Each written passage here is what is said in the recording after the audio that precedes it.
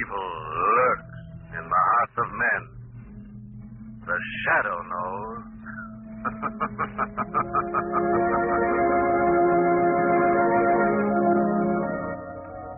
Once again, your neighborhood Blue Coal dealer brings you the thrilling adventures of The Shadow, the hard and relentless fight of one man against the forces of evil. These dramatizations are designed to demonstrate forcibly to old and young alike that crime does not pay.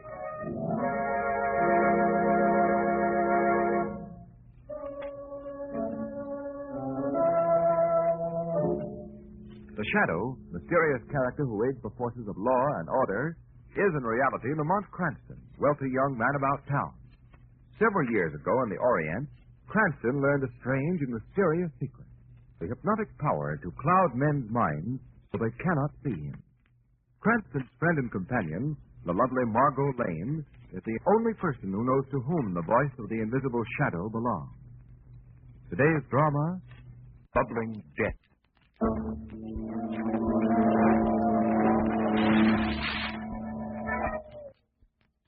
George, wake up quick. What's the matter? Somebody's in the garden. Oh, who'd be down there this time of night? Upstairs, Terry. The mistress coming up. Like your brother. Bob? You sure? Oh, look. It's Bob, all right. Bob? Bob! Helen, he's walking toward the cauldron. Oh, no, not him. Not him, too. He mustn't. Bob, come back. Come back! Come back!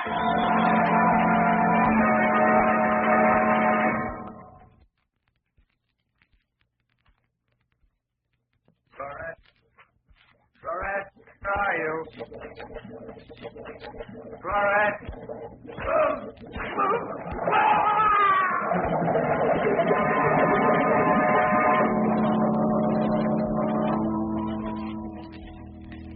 And that, Mr. Cranston, is the last we ever saw of my brother-in-law.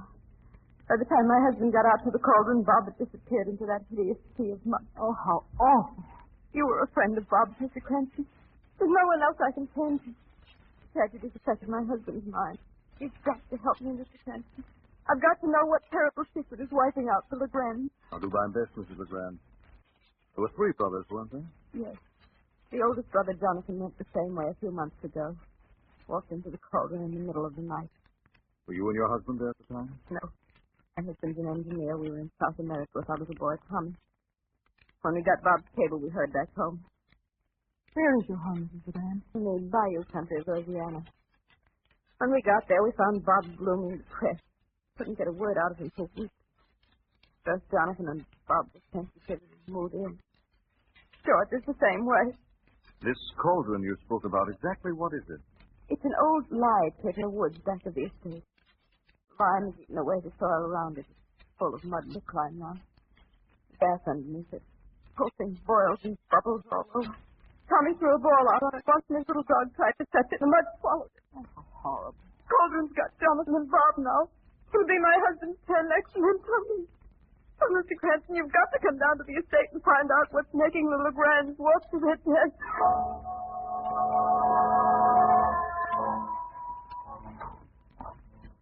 Well, there it is, Margot. The Legrand ancestral estate. Dismal looking, isn't it? Frightening is the word. You look at that house, Lamont. It's like a veil covering it. That's the mist, Margot. It comes up out of the swamps. Those windows look like eyes staring at you. Yes, and that crack down the middle of the masonry doesn't look too reassuring. It's like something out of Poe. Here's the gate. That gate could certainly use a little oil. What's the check, Margot? Don't worry, I will. Yeah.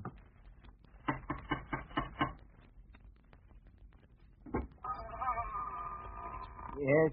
I'm Lamont Cranston. This is Miss Lane. Mrs. Legrand is expecting us. Yes, come in. My name is Keith. I'm the caretaker. Mrs. Legrand told me to show you to your rooms. I'll take your things. Thank you. Right this way to the living room. Even gloomier in here. Caretaker, Margot. I seem to remember. What, Lamont? No, nothing, Margot. Oh, Lamont, look. Hmm? Look at that painting over the fireplace. Why, she's lovely. Probably a family ancestor. Well, she is beautiful. I see you're admiring the picture. Yes. Who is she? That's Florette Legrand, the first owner of this house. You wouldn't think to look at her that she was a murderess. A murderer? You mean that beautiful girl actually killed somebody? Oh, I could tell you things about this family, but they're better left unsaid. On the contrary, Keith, we'd like very much to hear them. Well, Florette Legrand was a singer in the days when this state still belonged to France. Oh, she was wild, undisciplined. She lured half a dozen men to their deaths in this house. What happened to her? The law finally caught up with her. She died on the gallows. Oh, that's an amazing story. Her descendants have lived in this house over 200 years, and there's been violent death in these rooms in every generation. It's her curse on the house of Legrand that's taken poor Mr. Bob and Mr. Jonathan. Now, what do you mean by that? It's her evil spirit that's lured them to their death.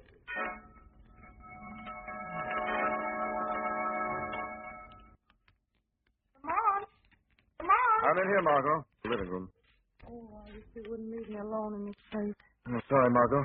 Just outside having a look at the cold room. Did you find anything out there? Come over here by the window, Margot. I want to show you something. Well, what is it, Lamont? I'll just pull back these drapes. Now, look over there, over that light pit. I don't see anything but a lot of mist. Keep looking. Why, that's the strangest thing.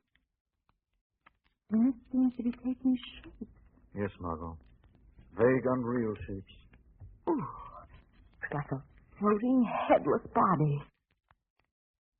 Illusion caused by the fog that hangs over the low swamp. I've never seen a fog like this before, Lamont. That haze out there looks like it's crawling with evil. I almost get the feeling that it's alive. It is alive. You shouldn't have opened those gates. This house is in mourning. Oh, we're terribly sorry. I don't believe we've met you. I'm Melinda, the house.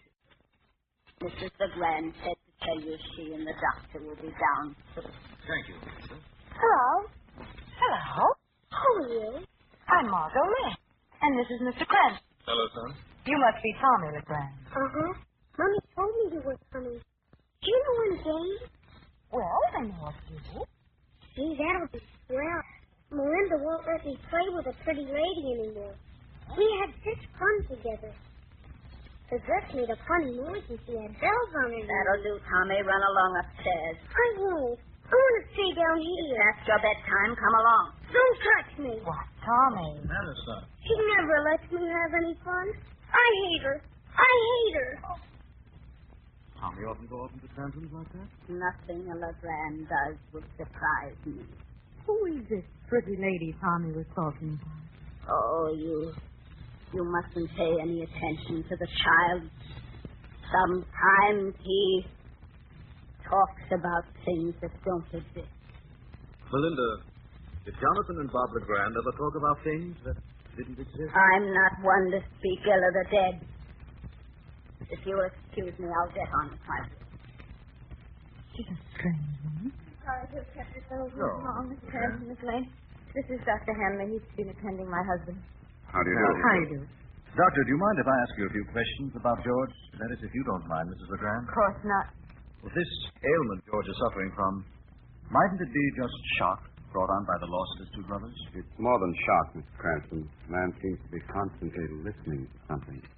Looking toward the door as though he were expecting something to happen. That's what's so horrible. If only we knew what it was. If only we could get George to tell us. Well, I'm afraid it will be a long time before your husband will be able to tell us anything, Mrs. LeGrand. He's either seen or heard something that has left a terrific impression on him. Whatever it is, it's frozen him into a silence from which I can't move him. One more question, Doctor. This thing that's affecting him, would you say he was afraid of it? No.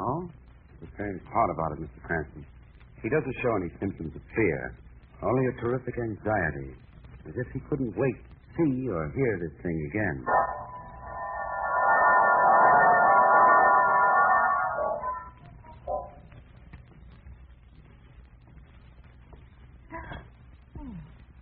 Oh, it's you, Margot. You gave me a scare. What are you doing walking around the halls at this hour, Margaret? Well, I kept seeing things behind those heavy black drapes in my room. I'll just spend the night curled up on this hall sofa, fully dressed and wide awake. I don't blame you, Margot. This place isn't exactly conducive to sleep. I've just been reading a book I found downstairs in the library. A history of the LeGrand family, Margot. Must have been interesting reading. If what Keith told us about Florette LeGrand is true. Keith didn't exaggerate a bit. This house is a heritage of death. Violent death. Remember what, then? Well, I've seen Keith before. It's hard to forget a face like this. It's more like a skull with eyes. Lamont, has it ever occurred to you that Jonathan and Robert LeGrand might have committed suicide? Yes, suicide would fit in with the brother's gloomy temperament. Only one thing wrong with that theory. What? Drowning in mud isn't one of the accepted methods of suicide. There's down at the other end of the hall.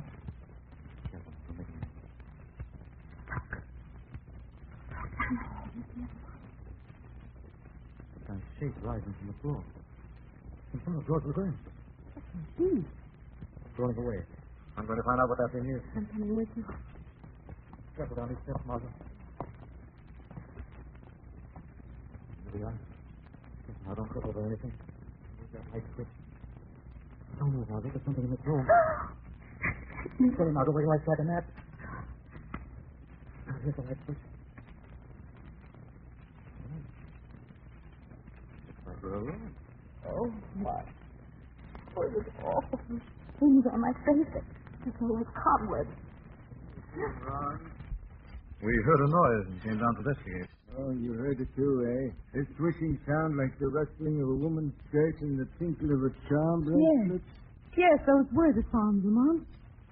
You say you've heard those sounds before? Oh, yes, it's her. It's Florette LeGrand. What makes you so certain? He walks these halls at night seeking revenge. Revenge? For what? It was her own brother, the Duke Henri LeGrand, who convicted her. She won't stay dead till she's taken the last of the LeGrands with her. It's a curse. Yes, it's a curse. Do you believe in ghosts, Lamont? I don't know, Martha. But, Lamont. What are you doing? What kind of material would make a swishing sound like the one we heard? What? Taffeta, I guess. Take a good look at that painting, Margot. That one of Florette LeGrand. It's an excellent job. You can even see the grain of the cloth in her gown. Oh, Lord. It's taffeta. Black taffeta. Yes, Margot. And that ornament on her wrist is a charm bracelet.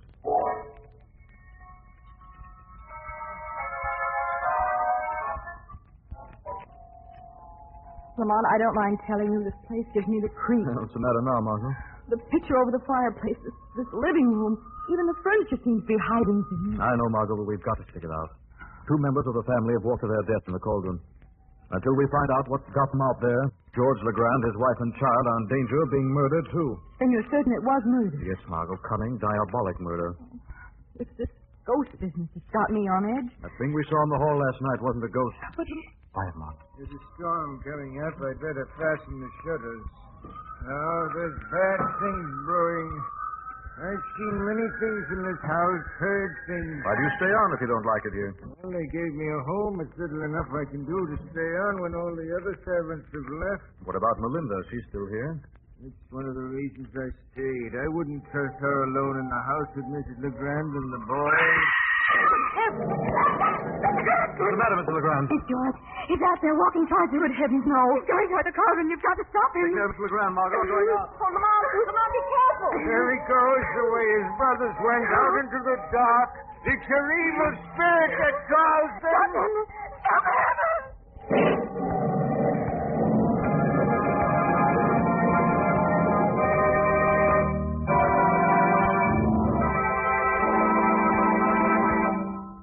Back the shadow.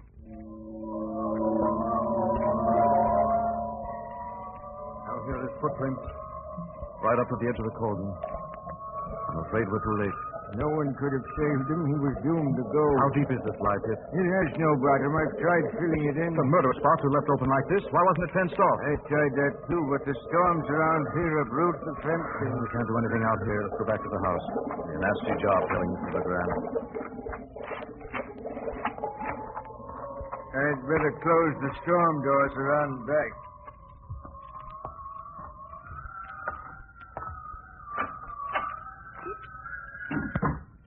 Well, Lamont?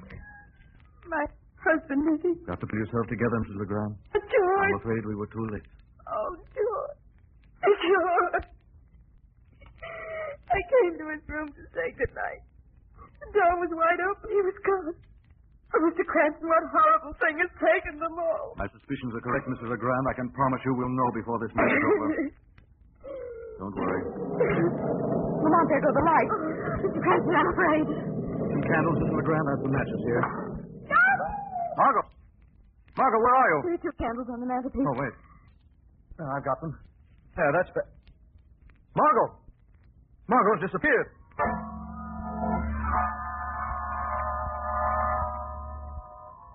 We've made a circuit of the house, not a trace of Margot. We must find her. Oh, I'm afraid I've drawn both of you into terrible danger, Mr. Cranston. Margot must be somewhere in this house. Mrs. LeGrand, do you know of any secret panels in this room? Well, no, maybe Keith would. I wonder where he is. So do I. Been over the entire house and haven't seen the sign of either him or Melinda. Someone's coming. Look, there's a candle glow on the stairs. Don't make a sound. Hey, it's Margot. Are you all right, Margot? There's something I have to do. What's the matter with her? I don't know. She's picking up the letter opener. I've got to find Helen LeGrand. Margot! Put that down! Oh, Margot, listen to me. Give me that letter opener. Oh, Lamont. Oh, I'm so dizzy. My head is spinning. Margot, can you tell us what happened? I can't remember. Lamont, I was standing by the fireplace and the lights went out. Someone grabbed me. Do you know who it was? All I know is that I had a mad impulse to stab Helen LeGrand. Yes, Margot. Been a victim of post-hypnotic suggestion. Oh, Lamont. I almost committed murder. But not quite. We'll beat this thing, whatever it is, tonight.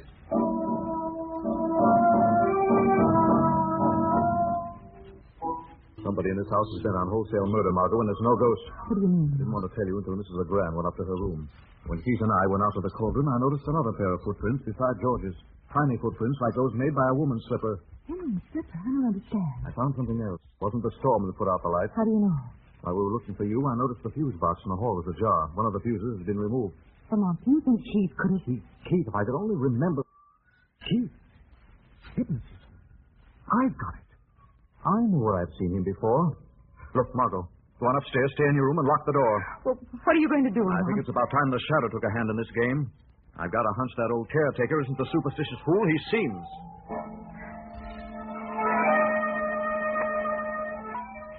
Is that you, Keith? Yes. Why did you ask me to meet you out here? I was afraid to talk in the house with those 2 meddlers around. We have nothing to fear from them. I'm not. Miss Lane has been questioning me. Huh? What was that? Nothing. You're just nervous. I'm sure I heard someone. Sounded like a footstep. No one's here. Let's get on with it. What do you want? An understanding, Keith. I've already told you there's nothing to share until we get rid of the whole family. It's taking too long.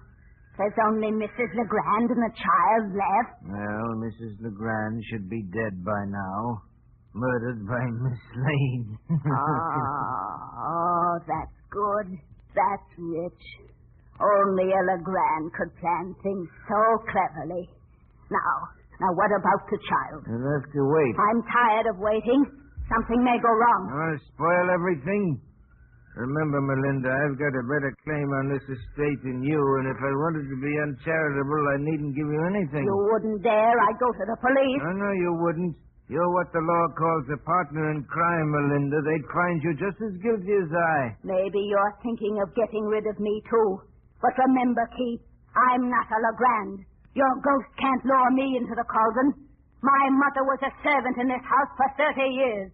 They promised her a share of the estate for her royalty, and she never got it. But I want it, and I'll have it. Do you hear? I'll have this house or no one will. Wait. What? Who's there? Goodbye, Papa. Florette. What are you doing out here? Tommy.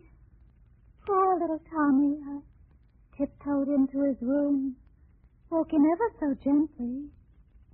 He's the last of the Legrands, isn't he, Papa? Soon there'll be none left. Then I can have the house. You promised it would be mine again. Fool, what have you done? Only what you told me, Papa. I called to Tommy. He's coming out here. No, not tonight, you idiot. He must go. He's the last of them. He's coming to play a game with me. Go back to the house. That won't be necessary, Keith. Who spoke? It's the shadow. Where are you?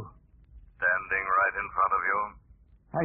I can't see you. I've clouded your mind. What do you want here? I'm here to make you confess your crimes. You murdered the Legrand brothers. You can't prove they were murdered. There are no bodies. Yes, that was clever of you, Keith. Cauldron leaves little evidence. They were murdered, all right. Lured to that death by that mad woman over there. I'm Florette Legrand. This house is mine. All mine. Quiet, you fool. No use, Keith.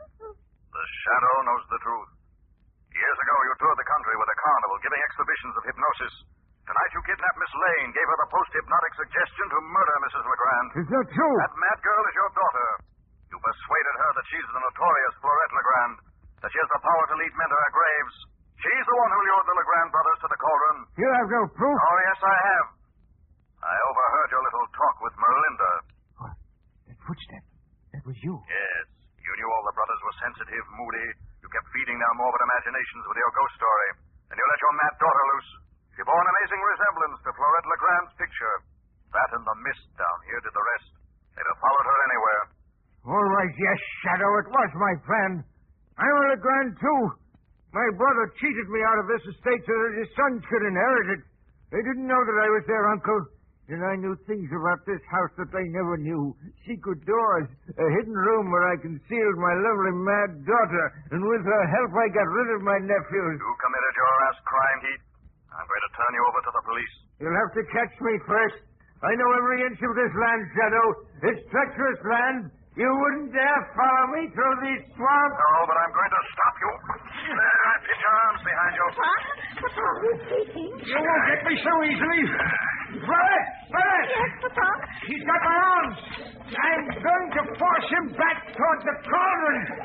You push him in. Oh, I don't see anyone but you. Back of me, you fool. He's got my arms. There. I've got him at the edge of the cauldron. Now, push him in. Like this, Papa. Now, you fool. You're pushing me into the cauldron.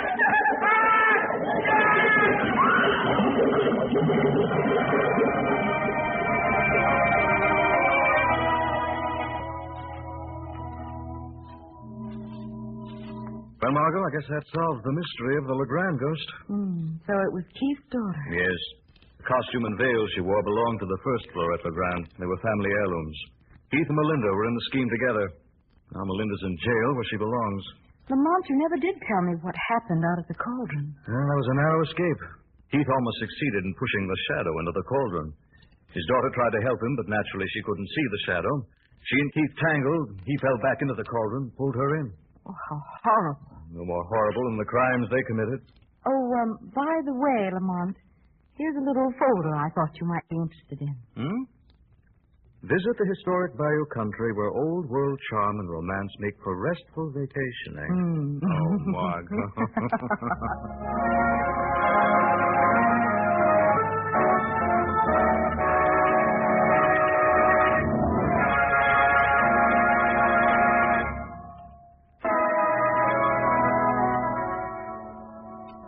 The Shadow program is based on a story copyrighted by Street and Smith Publications. The characters, names, places, and plot are fictitious. Any similarity to persons living or dead is purely coincidental. Again next week, the Shadow will demonstrate that the weed of crime bears bitter fruit. Crime does not pay. The Shadow knows. Next week, same time, same station, your friendly Blue Coal dealer brings you another strange and thrilling adventure in the Shadow's daring battle against the forces of evil. Be sure to listen. This is Ken Roberts saying, keep the home fires burning with Blue Coal. This story produced by the DM&W Coal Company, distributors of Blue Coal. This program came to you from New York. This is Mutual.